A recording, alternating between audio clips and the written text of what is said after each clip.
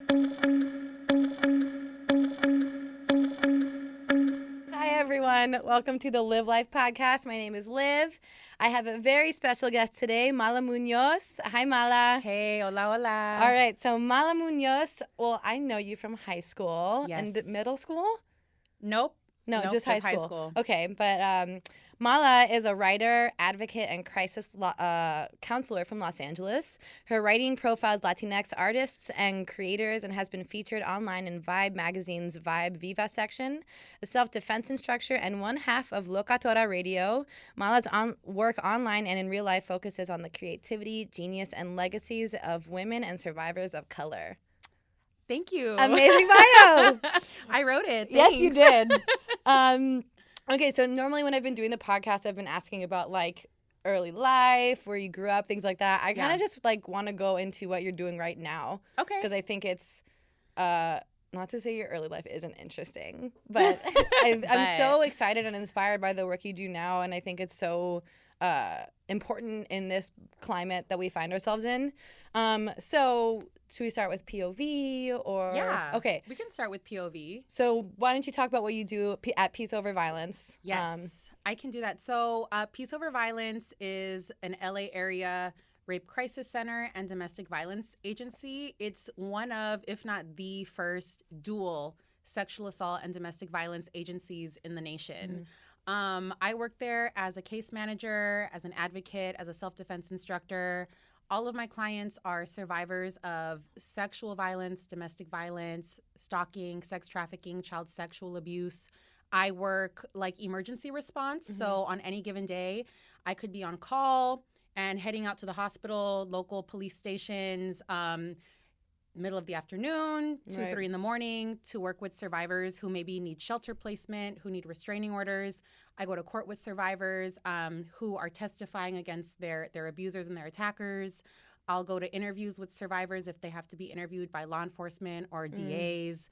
Sometimes I help survivors change their names, like confidentially, make their addresses confidential. We do like a lot of different types of services. I teach self-defense classes. Yesterday I taught a self-defense class and I broke 2 of my nails because the ladies were real strong, which I love. Yes. So holding the bag, I broke a couple of acrylics, which for me is like the epitome of like femme defense.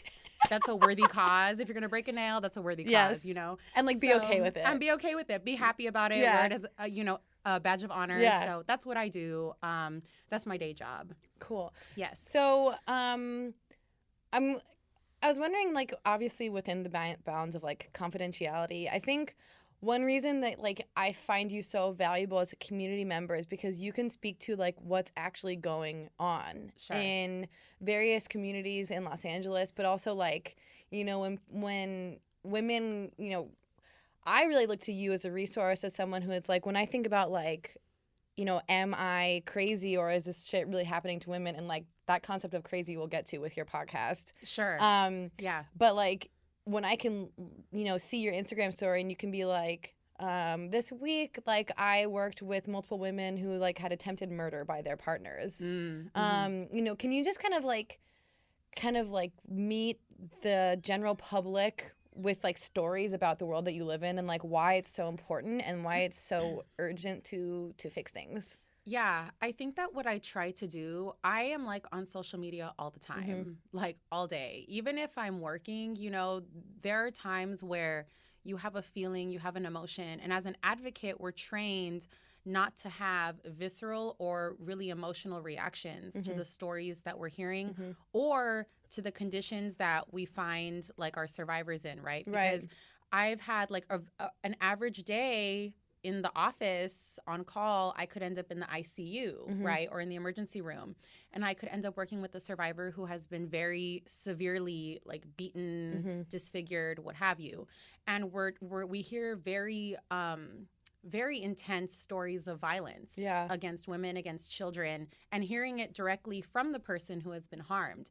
So part of our training is not making it about us and not making it about how this makes me feel and not making it about my own trauma, not making it about, I'm sad because of what I've heard, because then the survivor in that moment now wants to empathize and comfort me as the crisis counselor. Yeah. So our training is very much like you keep a pretty stoic face, right? Like a listening face, an understanding face, but we're not breaking down and we're not crying. We're not getting mad in the moment. We have to keep a very level temper. So for me, plugging into social media is allowing me to actually feel human feelings and express human feelings that I really can't because I'm focused on that moment. Right.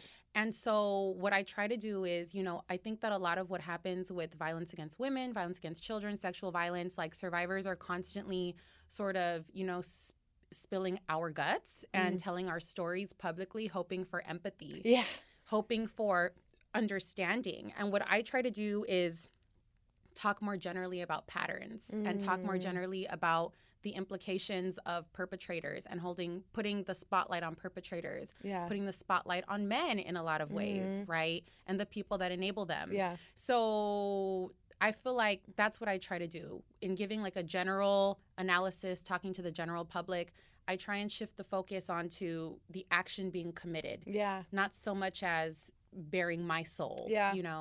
That's so interesting because like I have always found myself healing through activism. And in a big way that has been through sharing my story and like, or just like sharing my mind. And, it's been really interesting that I've slightly shifted my feelings about that in the past year having experienced sexual violence because before, I lost a very dear friend to suicide and I was like, this is something we have to talk about and I'm not afraid to talk about this, obviously within respecting like her family's wishes. Yeah. My dear friend Julia, I'm not afraid to say the word suicide. I'm not afraid to say like love her, miss her, honor her. And so when I experienced sexual violence, I was like, same thing. I deserve to tell my story. I deserve to have this, that.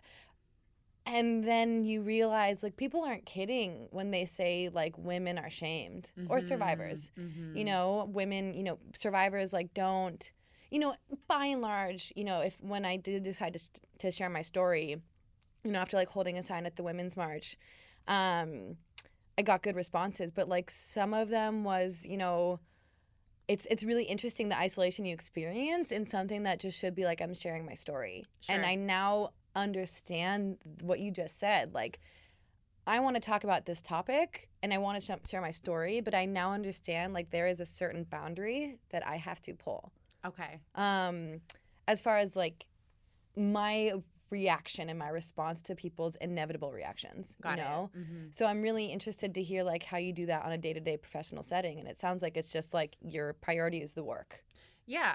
And I mean, the other thing is like as an advocate, and, an advocate does not have to be, I personally, in order to work at the place that I work and enter the rooms that I enter and hear the things that I hear, I have a state certification, right? Like I'm certified to do this specific type of work with this specific population.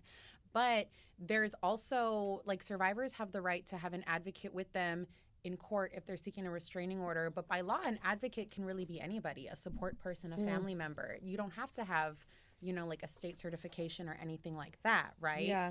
But for me, just given my role and my title, it's also a matter of we're not only talking to the survivors and on their side and advocating for their safety and their well-being, but we also have to interact with police. Yeah. Social workers. Yeah. Attorneys, including defense attorneys. Right. Judges, right? Guardian ad litem, right? Children's attorneys. There's a lot of different folks that are involved in a survivor's life and in the survivor's ability to make decisions. So I have permission in some ways to raise my voice and get mad at a cop. Yeah. At a SART center, right? Yeah. What's SART center? A SART center stands for Sexual Assault Response Team. Okay. And so a SART team is going to be composed of generally law enforcement, social workers, a forensic nurse, and possibly an advocate if the survivor wants to speak to an advocate. Colloquially, we know rape kits to be called rape kits, but in real life, at least in California, they're referred to as SART exams or SANE exams. And if you go to a hospital for a rape kit, you have to go to a hospital with a SART center. I see. If you go to any general, like if you go to Kaiser, they don't have a SART center. They might even tell you, we don't do that here. We don't know where you're supposed to go. So you have to find a hospital that has that specific center because they have specific nurses, specific equipment and stuff, right? But anyways, in my role, I can't necessarily show lots and lots of emotion with my survivors because we want to focus and center their feelings and their emotions. I can turn up on a cop. Yeah. I can get mad at a social worker. I can get mad at a guardian ad litem. I can get mad at a DA, right? And that's because I'm removed from the case in some ways, right? And I can push in those ways. Whereas in a lot of these situations, when survivors are pushing and advocating for themselves, they're immediately labeled hostile, angry, aggressive, uncooperative. Right. I have a little bit more of a privilege in those spaces because, well, I'm working. I'm a staff person, you know? Right. So, and Livy, you already know me, like, from life and from school, and you know that I can get upset and I can express myself and make a point. So it's kind of that nice medium for me, you know? If there's like, actually, first more generally, like, what kind of populations do you serve typically? Yeah, I mean, so we're in LA, so the vast, and our services are free, right? So the people that we serve is not necessarily indicative of like the demographic spread as far as who experiences these violences. I think that all communities experience sexual and domestic violence at large rates. Yeah. However, we don't work as much with like white survivors. Yeah. We don't work as much with wealthier survivors because those survivors are going to be able to do things like afford attorneys, right? Afford private therapists. They might already have their own therapist, right? I tend to work with predominantly women and children of color and predominantly Latinx communities, Latina women, Latino children, a lot of undocumented people, Asian survivivors, Black survivors. We work with a lot of homeless survivors. People don't really think of homeless women a lot with sexual assault because I think there still tends to be this focus on like attractiveness and sexiness, right? And still subconsciously and intentionally blaming the victim by assuming that only attractive women or young women are assaulted and only partying women are assaulted. Men with jobs and houses go out and assault homeless women all the time, right? Because they have access to them, because they're vulnerable, very, very, very, very low on the totem pole. So we work with people who have the least resources, right? Who need the services but can't necessarily afford them on their own. Right. Yeah. So one thing, I'm a big fan of like presenting resources. Sure. So for anyone listening, at least you can speak to the LA area, which hospitals do have those SART centers? Yeah. UCLA Santa Monica, I know. Yes. So UCLA, they have the Rape Treatment Center, RTS, the Rape Treatment Center. So the way that it works, and I can really only speak to California and to like the greater LA area because state by state, even county by county, the laws, the funding, and the resources are going to be different. Yeah. So this is not necessarily like a universal explanation. But if you're in the LA area and you need a rape kit done, you need a SART exam, generally speaking, if you're comfortable with reporting and if that's an option for you, and that's not mandatory or obligatory, but if it's something that you feel you want to do, you need to go to the law enforcement division in the area where the crime occurred, not where you live. Right. Now, if the assault happened out of state and now you're back in LA, you go to your local police department and they can do what's called a courtesy report and send it to the local law enforcement in the area where it happened. Got it. We have a lot of people here who are college students who are not here all the time. They're out of state. Things happen out of state. Right. You come home and now you're thinking, okay, what do I do? Right? So that's one piece of it. But generally, you go to the law enforcement division in the area where it happened, and then you tell them that you want a SART exam. Yeah. And the police are supposed to pay for it. They're supposed to call the nurses. They're supposed to call the advocate and organize it. If you don't want to report it to the police, there are 3 different hospitals that we tend to respond out to. So there's the Santa Monica Rape Treatment Center, and they're like self-contained. Yeah. So you could technically contact them, speak to an advocate, have your SART exam done without filing a formal police report, right? If later you want to file a report within 8 years, you know, the statute of limitations is like constantly like in question and changing. Yeah. But right now, generally, it's 8 years. The evidence is there, right? The exam has been done, and they're going to give you kind of like a number, like a Jane Doe number. Other than that, you can walk into the LA County USC Hospital They have a section of the hospital called the Violence Intervention Program. Okay. And that is where you can walk in and request a SART exam even without contacting the police. Okay. If you're in the LA area, the police might take you there anyways. Right. The other hospital is the San Gabriel Valley Medical Center. Okay. On Las Tunas in Alhambra. Nice. And they have their own SART hospital there, SART center there. So either way, there's options. And if you don't want the SART exam and you just want counseling, the city is kind of divided up between different rape crisis centers and domestic violence agencies. So even if you just call 211, okay, give them your zip code and explain you want counseling, you want case management, they should be able to hook you up with your local center. That's great. Yeah. So something that I notice a lot is, and especially in the Me Too conversation, and we'll transition to that. Yeah. But is like a lot of people, women in particular, I notice experience sexual violence and then understand in hindsight that it was sexual violence. Oh yeah. Right? Oh yeah. So what would you say for someone who, and I kind of can assume where this is going, but someone who like maybe experiences something in the most like, I guess, archetypal way, it's like gets drunk, wakes up the next morning and is like, something's not right. Yeah. I'm unsure. I don't know what word to use. I don't know what happened, but I don't feel safe. I feel that something about me was taken advantage of. But fear of like, I don't want to accuse, blah, blah, blah. So like how in that moment, like if you can't think straight, what would you advise? Yeah. I really try not to give advice. Okay. Because advice is a very complicated thing, right? Because advice is something that I think if you're willing to take advice from someone, that's somebody that either you trust them and you know them and they know you, or you've put a certain amount of trust and stock into this person's level of knowledge. Right. That the response they're going to give you, you can trust it. Yeah. That it's not going to lead you into harm or disarray. And the thing with sexual violence, and especially when there's alcohol involved, is, I never want to tell somebody that based on what you're telling me, X, Y, and Z, this is what happened to you. Yeah. I don't want to label another person's experience. Right.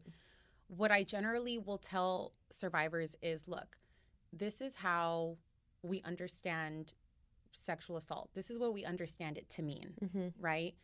And now this is what I've heard from you. Do you feel that your experience has matched up in any way or in all ways or in some ways with this definition and this understanding of sexual assault, right? And then you let the survivor, right, or you let the individual in question come to their own conclusion. Yeah. And I always tell survivors, I tell children all the time, I tell women, trust your instincts and trust your gut, because the first thing that we're told is that we're exaggerating. Yeah. And it's very tricky because it's like, I don't want to strike fear and panic into someone's heart. Yeah. If it doesn't need to be there. But I also want everybody to have as much knowledge as possible to be able to name their own experience. Right. And then decide based on the available options, like what steps they're going to take. So that's what I would say. Yeah. Is if you felt coerced, if you felt pressured, if you don't remember it, if you don't remember consenting, if you felt threatened, if you were scared, that would be considered an assault of a sexual nature. That would be considered a sexual assault. Yeah. Right? And I think that I also want to empower survivors to be able to respond to their assaults in the way that makes sense to that individual. Right. Right? One survivor might want to press charges, might want to talk about it publicly, and other survivors simply just want to separate themselves from the person that hurt them and just heal on their own and move on, right? And I think it's important not for me to place my judgments, but to just say, look, here's the information. Yeah. And be empowered to decide what has happened to you and what you're going to do about it, And I support you in your decisions. Yeah. And then, I mean, that's so powerful because at its core, assault is taking away of someone's agency. And their autonomy. Right. Exactly. So that's great. So one thing, we talked about this like before we started recording. I really want to talk about the Me Too hashtag. Yes. That's been happening. Let's discuss. So, Me Too. Was it Alyssa Milano? Yeah. Is that who it was? I guess Alyssa Milano had tweeted out a call out to survivors so that we might give people a sense of the magnitude of the problem. And I'm reading from a CNN article that was posted, I think, or updated today, the October 17th. And yeah, so she, I think this time around made it a little mainstream and put it on Twitter and stuff. And people responded. Yeah. So I wanted to bring this up because I think like it's such an important and nuanced topic. Right. It brings in, you know, various degrees of violence. It brings in so much gender, it's a largely cisgender response from what I've seen actually in my circle. I'm not going to generalize. Okay. Because I'll say in my circle, the people who I interact with is a largely cisgender group of people. Sure. But, you know, one thing we also want to talk about is that there's a movement and organization called Me Too that was started by a Black woman 10 years ago. Right. Tarana Burke. Yes. Tarana Burke. And we were reading up on Tarana and basically in this interview and this article with CNN, Tarana was talking about the fact that, and she's New York based, she's Brooklyn based, right? She was talking about the fact that in 1996, she was a youth camp director and a young girl, and I think that she was a young Black girl, came up to Tarana and started telling her that she was being molested, right, by her mother's boyfriend. And at the time, Tarana Burke did not necessarily know how to respond. Yeah. And redirected her to speak to a different camp counselor that maybe at the time Tarana felt could like help this little girl more than she could. Yeah. And in this article, she describes like, you know, being horrified by what she was hearing from this little girl because these types of things are truly monstrous and horrific. Yeah. And I think that when we talk about sexual assault, there's the assumption that it's like something simple. Right? Yeah. When what we tend to see is really more like acts of torture. Yeah. Right? And like very extreme degradation. Yeah. And so I can only, from the children I've worked with, I can only imagine what this little girl was describing. And Tarana basically is, in the article, is talking about, you know, I cut her off. I directed her to another female counselor who could help her better. And Burke said she never forgot the look on the little girl's face. And not only that, but she didn't feel empowered to tell this little girl, me too. Also me, right? And then from there, she started like the campaign and the organization. Right. But this was in the 90s. Yeah. And it's now 2017. Right. So it's not a new campaign, right? And I guess based on what Ms. Burke was talking about, you know, she wanted specifically to advocate for other little girls of color who've had similar experiences and basically speaking survivor to survivor that it's not just you, it's me too. And there's not stigma in it because you didn't do anything wrong and neither did I. Yep. So I think it's so fascinating and nuanced to me because I do see a lot of positives about this viral sensation that has been happening. It's been in response to the Harvey Weinstein bullshit. Whatever. I've largely avoided reading about that. I haven't. Me too, really. It's like I know what happened. Yeah. I can read the headlines and I can guess. Like I don't. We know what happened. You know. We know what right? happened. Like I don't need to read the details. I have enough shit to deal with on my own. Like. Right. But I understand that it was in response to that and to a problem that has been existing. Obviously everywhere, but in Hollywood since its beginnings. But it was one of those things that, like, you know, I was saying earlier, I saw it on Facebook. I just saw Me Too, and it wasn't one of the, like, copy and paste with the explanation, and I immediately knew exactly what I was talking about. Just the words, Me too. Yeah. And it was interesting for me personally. I had the reaction I had because I had written a piece that I hadn't shared with anyone in whole called Me Too, talking about how after I, you know, experienced sexual violence, I had multiple women who I disclosed to and some men say Me Too. And I found it so powerful and also so sad, so upsetting. But it was like you have this like sisterhood in such an upsetting way. Oh, yeah. Yeah. So it's like it was one of those things that, or I don't know, what was your reaction when you first saw it? The campaign. Yeah. Lots of reactions. I mean, I didn't know the history of, Tarana Burke and her organization. Even with the work that I do, I think that historically in every field that the work of Black women specifically is systemically erased. So it's not uncommon to learn something or hear about something, and then later down the line you find out, oh, well, actually the originator was a Black American woman, was a Black woman, right? And I think that this is one of many examples of that, right? And I think that because Black women and historically their social positioning in society, that they have always been, Black women and Native women have always been the groups of people in the United States, or what we know as the United States, to face the highest degrees of violence, of sexual and gendered violence. Yeah.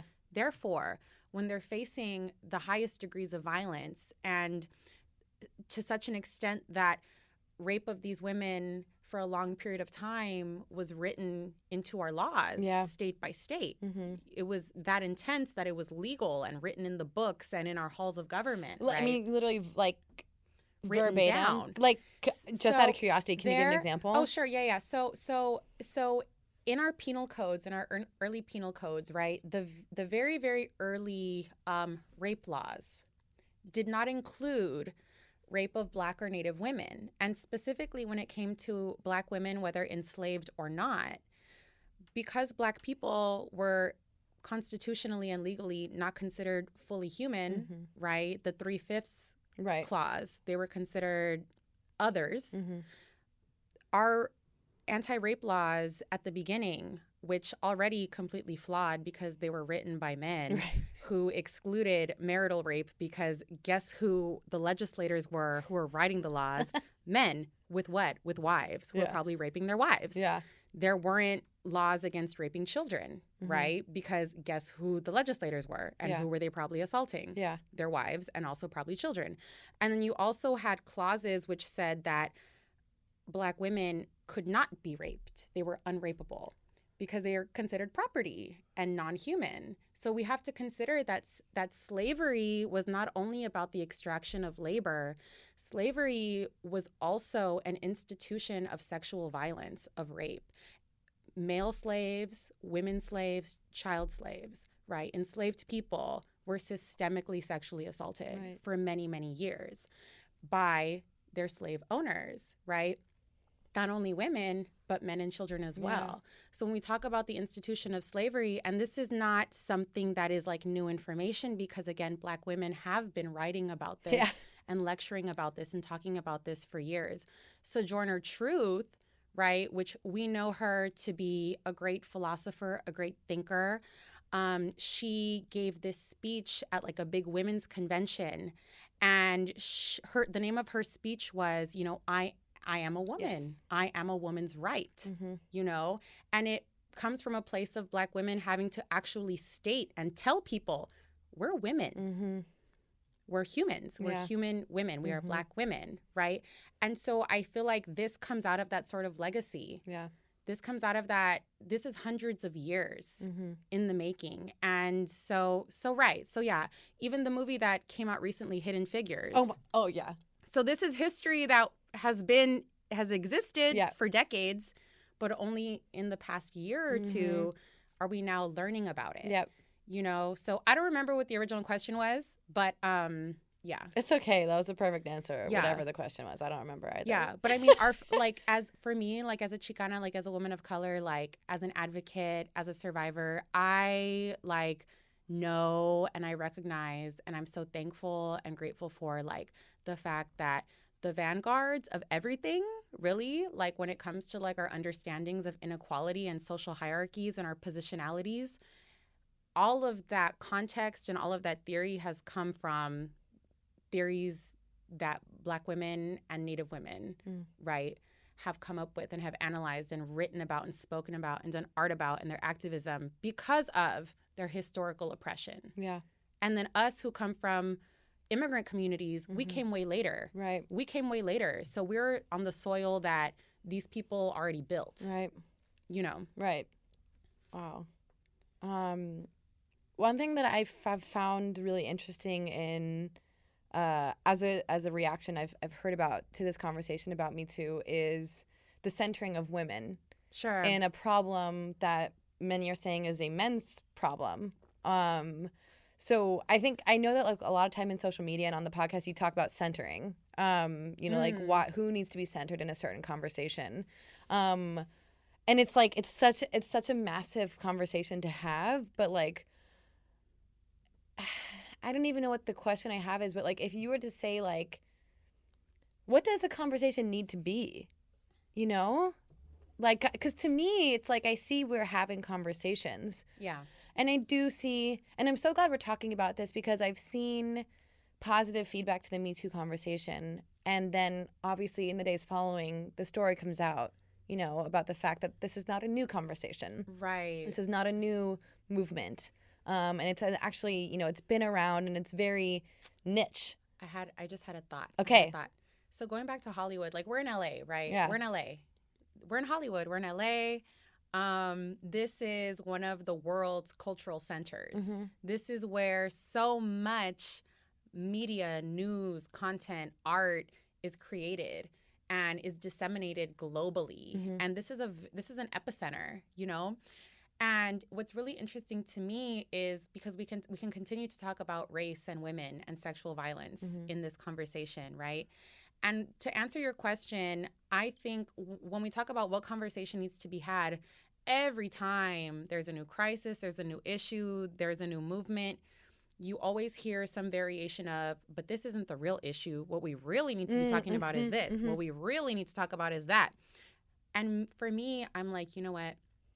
There are many, many, many parallel conversations that should always be taking place and will always be taking place. There are intersecting conversations that will take place, but inevitably because we live in segregated communities and we live really in segregated social groups and schools, our conversations will be parallel. Yeah. And they're always going to take place alongside each other no matter what.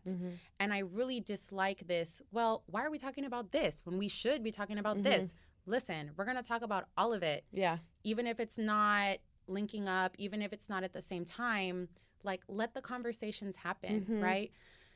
We can talk about, you know, Black women, Native women have been organizing around sexual violence for many decades, right? Because these women had really no protections legally or socially for many hundreds of years. Laws didn't even consider them human or protect them in any way, shape, or form. Didn't have the right to read. Didn't have the right to own property. Didn't have the right to earn a living. So tell me, in a capitalist society, where are you protected? You're not in any way. So of course, from the depths of oppression is going to come the brilliance. Yeah. It is, right? So there's that piece, right? That in these movements that the work of women of color and specifically of Black women is erased and co-opted. When we talk about Harvey Weinstein, we can also talk about the fact that for every white woman actress who was assaulted or abused, which is completely unacceptable because no one deserves that and it should happen to nobody at all. For every Angelina Jolie, for every Katniss. Oh my God. Yes. What is her name? You know who she is. Jennifer Lawrence. Yes. J-Law. For every one of them who has been attacked or abused by a Harvey Weinstein, a woman of that social positioning with that money and those resources, because let's not lie, in a capitalist society, money is everything. Yeah. Money is access. Money is comfort. It is protection. Money is a get out of jail free card, literally, right? That's why Harvey Weinstein is not in jail. Right. Has probably never even been interviewed by police. Yeah. That's why in the cases we work on, like I can't even tell you the number of pedophiles that we're dealing with that we can't even get them to be interviewed by law enforcement, much less arrested. Yeah. Because if you got the guap, you're okay. Yeah. To be honest, it doesn't really matter what you've done. If you have the money, right, in certain cases, this is not the case. Like the Martin Shkreli guy. Oh, that douchebag. Piece of shit. But generally speaking, if you have the money, you will get away with it. Yeah. Let's not live under any assumptions or delusions that wealthy people, educated people are not also pedophiles and child molesters and rapists, because they most definitely are. Yeah. I got cases upon cases out of La Cañada in Pasadena. Get out of here, okay? Yeah. Private planes and the whole shebang, right? But for every high-powered, wealthy white actress that came forward and talked about how she was assaulted and abused, I want to know how many undocumented women, women of color, Black women who are working as maids, housekeepers, nannies, raising these men's children in their homes. How many of those women were assaulted and abused? Yep. All of them. And I tell you how I know why. As a Mexican American, as a Chicana in LA, my grandmother and a lot of the women that I know and their mothers worked as domestic helpers, as maids, and as nannies in Hollywood and on the West Side. My grandmother, who has really no education or really no context around sexual violence and domestic violence or sexual harassment, throughout my life has told me stories, just offhanded here and there. You know how grandmas can be. Yeah. Just she mumbles something under her breath, but it turns out to be this like profound, like earth-shattering thing, right? My whole life, I remember hearing my grandmother talk about working for Paul Newman and his family and the Fondas. Oh my God. And the men in these family touching her inappropriately. When she was going to go on a date with somebody, one of these men, I think it was Paul Newman or someone in his family, cut her hair off. Are you kidding? Hit her with the hose, like hosed her down in the front yard so that she wouldn't leave, right? I have a family friend whose mother worked for the Hiltons, Paris and Nikki, right? And the situation with the father there. So for every Jennifer Lawrence with millions under her belt and managers and security guards, right? How many undocumented women, immigrant women, English as a second language women who are literally in these men's homes, even living there, right? Because we already know that people with money will have helpers on site, right? How many of those women were assaulted and abused and will never be able to talk about it, much less be believed or get any kind of compensation for it? That's where my mind goes. So that actually is a kind of perfect segue, because I feel like you in your work have created a community to collectively heal that with Locatora Radio. Oh my God. So it's time. We're going to talk about it. I'm so excited. So can you give the description of your podcast? Yes. So my podcast is called Locatora Radio, and it is what we call, because we're like super extra and because we're Latinas and like Latinos have lots and lots of names, right? So we're kind of riffing off of that. We're Locatora Radio, a radiophonic novela. Me and my co-host, I go by Mala and she's Diosa. I have girl crushes on both of you. Thanks, girl. Big time. You're not the only one. And we call ourselves Las Mamis of Myth and Bullshit, which is taken from a Sandra Cisneros poem called Loose Woman, which we found a lot of inspiration from. We call ourselves Brown Girl Hour. Yes. When you're listening to Locatora Radio, it's Brown Girl Hour. That's 50 minutes to 60 minutes of us talking about women's shit, femme shit, women of color issues. We try to always center survivors. We try to talk about fun stuff. Like you and I were talking about, one of our more recent episodes was about La Otra. Yes, it was so good. Yes, and La Otra is like in like Spanish or in like Latino cultures. La Otra is the other woman, is the side chick, right? So we kind of tried to talk about like historically, there's a lot of side chicks in history who are really like survivors. Yeah. Because men are fucking garbage and men lie about their wives, about their girlfriends, about their goddamn fucking kids, you know? And almost all of us have had an experience where you inadvertently become La Otra because dudes are lying sacks of garbage on fire. I think my favorite, one of my favorite things from that episode was you talking about Camilla Parker Bowles. Yeah, and you said she's a royal side chick. She is a royal side chick. She is. And I love that. And okay, so like The podcast is amazing. You should all listen to it. Thank like, you. literally, it's Brown Girl Hour, but, like, everyone else should lurk in. Like, just listen Everyone's and learn. invited. Everyone's invited to the party. It's so amazing. And, like, it's just, what I love is that, like, you guys are, like, you know who you are. Like, from your logo to, like, your music. Like, it's just so, like, clean. And I love it. Like, I really appreciate the production of it and everything like that. We worked hard on it. Yeah, absolutely. Yeah. Thank you. So I'm thinking back to the very first capítulo. Okay. With epistemologies. Loca epistemologies. Yes. So one of my can you favorites. explain, like, what is a loca and, like, why is that important? Yes. And, like, what does it entail? Yes. So the name of the podcast, right, is Locatora Radio. And in Spanish, a locutor is like a radio personality or like a radio host. And so we were kind of just trying to come up with a name. We were doing a lot of just like word association, just brainstorming, just literally Googling words, thinking like, well, what if we take a common Spanish phrase and just flip it and add a new word? And we saw locutor, and I was like, oh my God, like we can just change like a couple letters and turn this into something completely new. And what we wanted to do was reclaim the idea of the loca, right? And in like Latinx, like Latina cultures, the term loca is applied in a variety of different ways, right?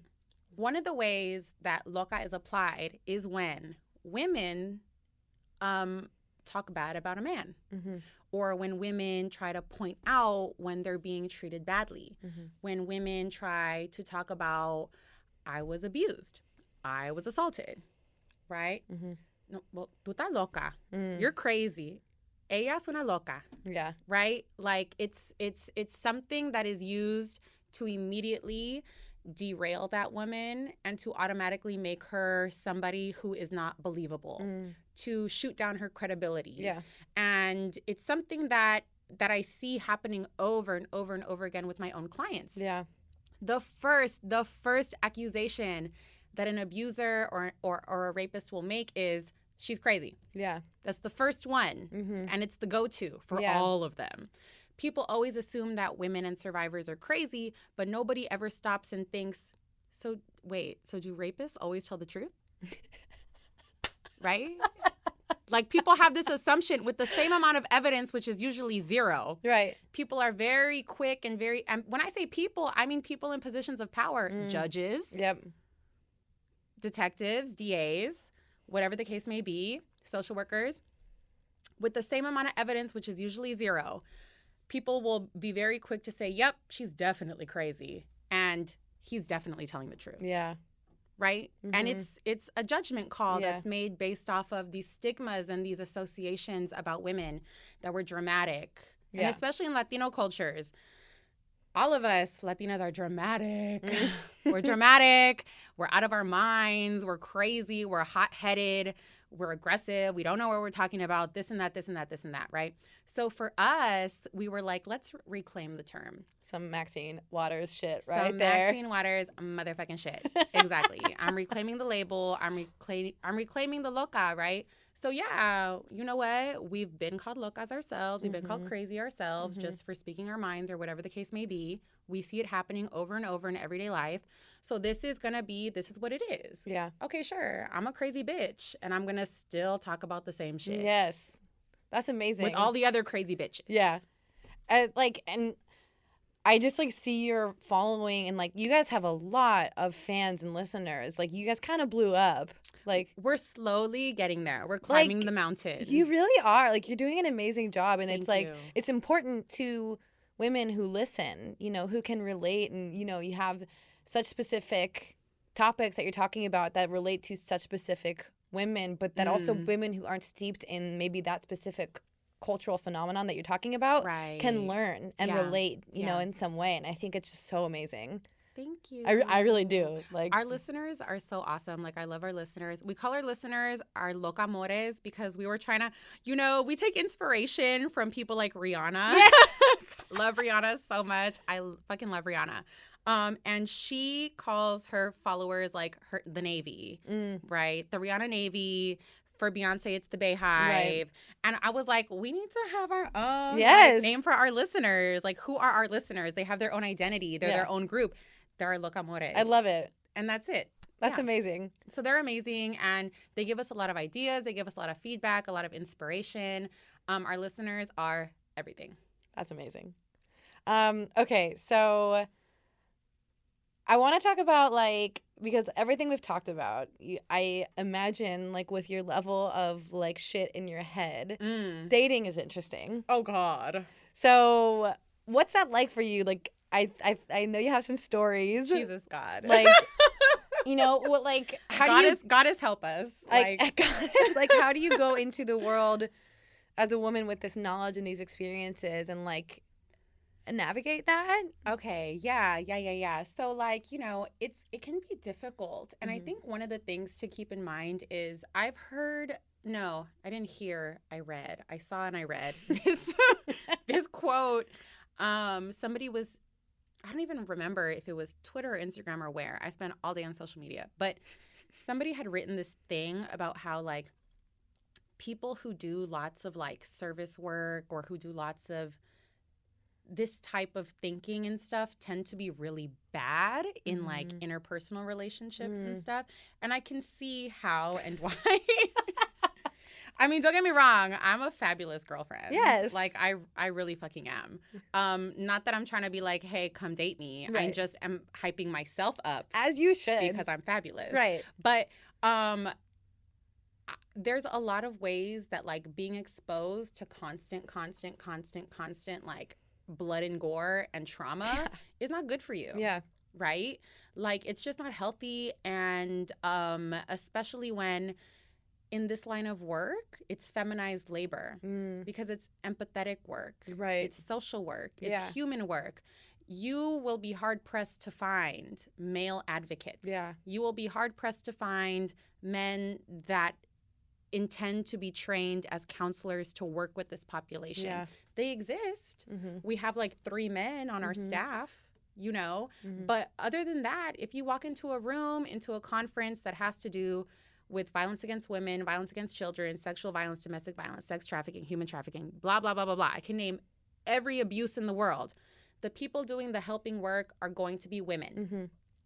And that's just it. So we're not only receiving the majority of the abuse and the trauma, but we're also helping to clean up everybody's messes, and we're also helping to heal. So not only am I dealing with my own trauma as a survivor, the day-to-day trauma of street harassment, whether I'm on the street, whether I'm in a fucking courthouse being hit on by fucking sheriffs and shit, LAPD officers, whether it's sexual harassment at the workplace, yes, even at the rape crisis center where you work, right? We're dealing with it constantly. We're also, on a personal level, we're also responding to it constantly. So it can be hard to deal with men after a while. And unfortunately, I'm one of those people that has, you know, a sexual and romantic attraction to men. And I consider it more of an affliction than anything else. I really do. I really fucking do. I cannot even lie. This is my affliction. This is my cross to bear. Dealing with the men, the cisgender heterosexual ones.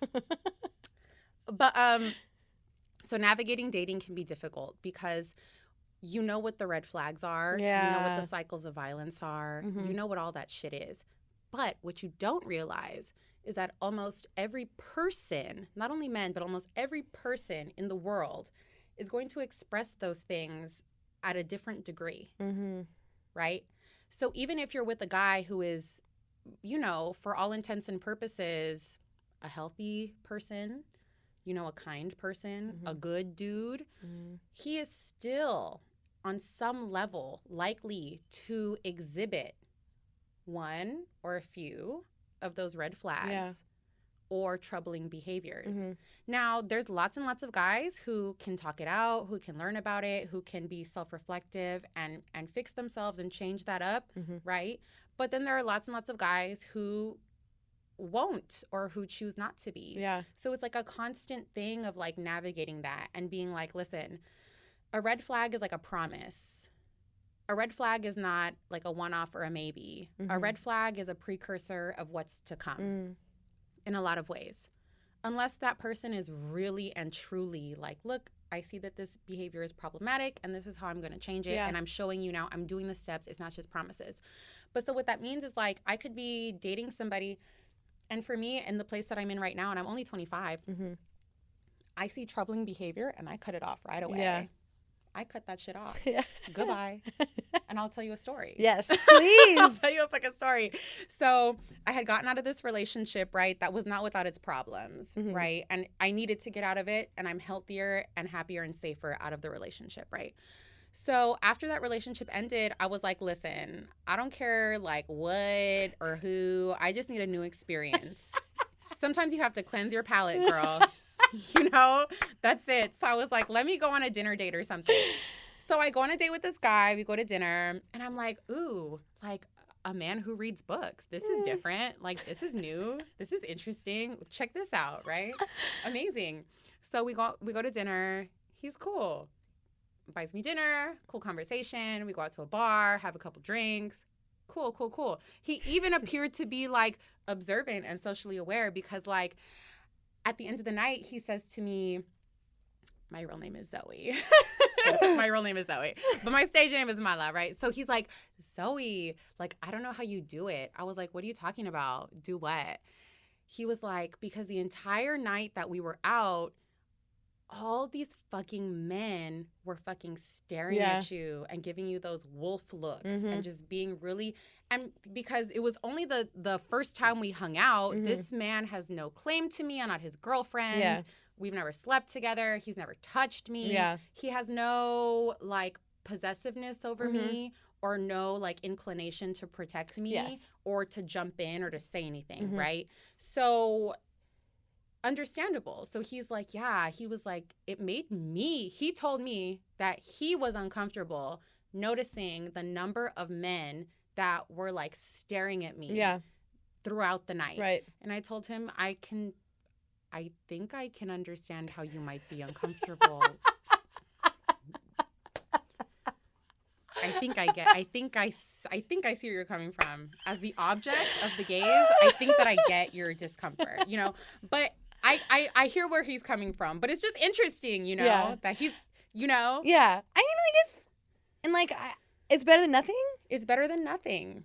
Right? But the thing is, it was nothing because I endured the gazes. Right. Like I always do every day, which is fine because that's just the body and the life that I have. Yeah. And I cannot change that. Yeah. I have no control over that. Over any of it. Yeah. I really don't. Yeah. Right. So then anyway, so that was date one, right? Cool. He seems cool. He reads books. He's aware of like weird gender shit. You know, okay, maybe I'm gonna invite him over and see what happens, right? So I invite him over to come watch a movie. We're watching a movie. He brings me a copy of a Junot Diaz book because he has a book collection, remember? And he's like, oh, this is Junot Diaz, his book called Drown, and I really hope you like it, and let me know what you think, and blah, blah, blah, blah, blah. So we're sitting there watching the movie, and no touching, no flirting. We're not making out. We're just watching the movie and smoking and just hanging out. No erotic talk, nothing, like super platonic, like super, like we're sitting there next to each other watching a fucking movie, right? Like, and then he starts to ask me, he's like, so hypothetically, like, would you ever let someone pee on you? And there we go. And I was like, no. Like, no ambiguity, no ifs, ands, or buts, no maybe in the right situation. I was like, no. You know, like, no. Jesus Christ. Just because that's not my thing. Not to kink shame. Do you have fun. But people with kinks, right? If you have a kink, you perform your kink responsibly with consent. You get to know someone first. You get comfortable with someone, and then you introduce it. Right. And you ask permission. Once. How many times did you get it? So he asked me hypothetically, would you let someone pee on you? And I was like, no. And then throughout the night, and I mean, you know, I invited him over because I wanted some fucking dick, okay? I did, okay? That's why I invited him. So I let him hang out for a little while longer. I was like, that was weird, but men are weird, right? So like, maybe that was it, and he's not going to bring it up again. It's going to be fine, right? He asked me like 6 times. No! And then at one point, he was like, so can I pee on you now? And I was like, it was never a now or later type of thing. It was always a no, and then a no, and then a no, and then a firm no, and then a fuck no. And you're still asking me. So I had to really cut him off. Yeah. Because I was like, this dude is really going to just fucking urinate on me. He is. And you know what? I wouldn't put it past him. Yeah. At that point. Because, like, he couldn't hear my no. Right. At all. He never heard it. Yeah. Wow. Yeah. And it was just fucking crazy because I was like, listen, bruh, like, this is the second time I've ever met you in person. And, like, I just don't think that this is how this works. And in my brain, I'm like, I know how men are. Like, he didn't bring a fucking tarp. He didn't bring any cleaning solution. Where does this happen? In my bed? On my clean floors? Like, in my clean tub? Like, this is a ploy to get me to do fucking housework. I fucking know it. And I'm not with the shits. Yes. So that's what dating is like. It's trash. Yeah. That's what dating is like. Jesus Christ. So that was like the first and last date that I went on in like the past like 3 months. Oh God, I'm so sorry. Because I'm terrified. It's just like next level. It is. It is. But like it was there's just so intimate funny. and then there's intimate. And that's intimate. Yeah, that's like neither. That's That's a line. scary. Yeah. Like, yeah. But again, not to kink shame. Yes. Do you responsibly. I appreciate There's that. a Sex and the City episode about this. Yes. And the dude got mad at Carrie Yes. when she wasn't with it. Yeah. You can't be mad at somebody for not wanting to engage in your kink. Mm-hmm. It's your kink. And if the other person doesn't share that kink, you know, then maybe you're not compatible and you need to find somebody who does. Yeah. That's all. No Yes. shame, though. I love it. All right. Any other ones? Dating stories? Yeah. Let me just say generally that, like, men are, like, really, like, carriers of pathogens and disease, just like rats. Just like rats. Like, not really any different. Like, very similarly to rats. And I'll tell you why. Men have a really horrible aversion to prophylactics. Mm-hmm. And for the men listening, those are called condoms, also known as. And men will always try to convince you, whether in relationships or out of relationships, men are always going to fucking try to convince you to fuck them raw without a fucking condom. Don't do it. Don't listen to them. Don't indulge them. Raw sex is a fucking scam. It's a scam. Don't invest in it. Don't do it. It's a bad idea. If you're in a committed relationship and you're comfortable, sure. But let me tell you, I know people that their husbands of several generations, 3 kids later and grandkids, husband goes on a boys' trip, fishing trip, and comes back with the fucking clap. Okay? Husband, bitch. After decades. You can't even trust your fucking husband. I'm just saying. Okay? Yes. So again, men are carriers of pathogens and disease, much like rats. And that's my final word on dating men. So take all the precautions. I honestly kind of feel like we should close there. Except for like some. That's a good place honestly, to close. Do you have any final words? Like anything about yourself, your story, or like your beliefs that you want? Like the unknown listeners, since we have no listeners yet. I mean, plug. You know, Yes. if you are looking for another podcast, if you're looking for more podcasts to follow, there's a lot of podcasts. But again, like I co-host a podcast called Locatora Radio. We're on Instagram. We're on SoundCloud. It's LOCATORA_radio. And yeah, and we talk about this stuff. Yes. A lot. Yes. Over and over. It's amazing. Like all the new every week when some other shit happens, that's like the content of the episode. It's amazing. Thank you for having me, Liv. Mala, thank you so much. I'm so excited. This has been so great. Guys, thank you for listening. You can hit me up on Instagram at liv.r_. Mala, it's been a pleasure. It's been Much a real love. pleasure. All right.